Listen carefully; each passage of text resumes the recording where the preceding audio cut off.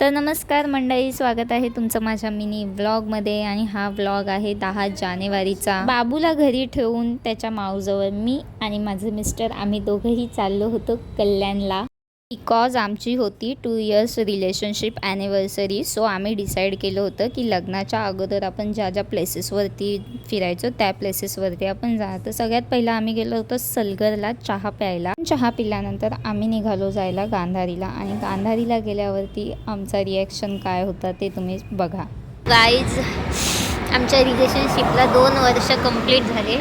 आम्ही हे बघा, हा गांधारी आहे.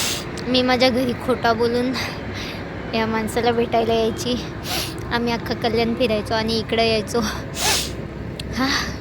लॉंग ड्राईव्हसाठी. सो आम्ही आज पण असाच विचार केला की आम्ही लॉंग ड्राईव्हसाठी इकडे येऊ. आता रात्रीच्या वाजल्यात आय थिंक 12 आणि आम्ही आलो आहे. तर असं एक ते बोलतात ना, जुन्या आठवणी आमच्या ताज्या झालेल्या आहेत.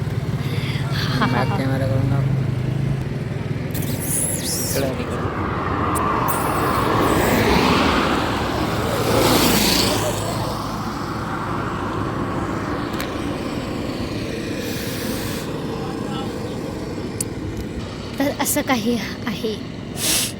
कसा वाटतोय तुला? लग्न झाला, पोरबाल झाला आणि आता तू तुझ्या सध्याच्या एक्स गर्लफ्रेंडसोबत गांधारीला आलाय. कसं वाटतं तुला?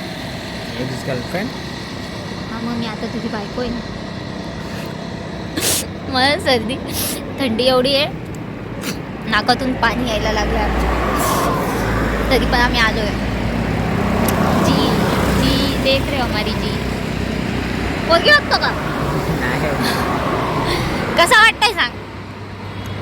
मस्त वाटतं. लई दिवसांनी आलोय. जुन्या आठवणी आमच्या. तिथे आम्ही फोटोज वगैरे क्लिक केले आणि मग त्यानंतर आम्ही निघालो आमच्या फेवरेट प्लेसला शॉर्मा खायला.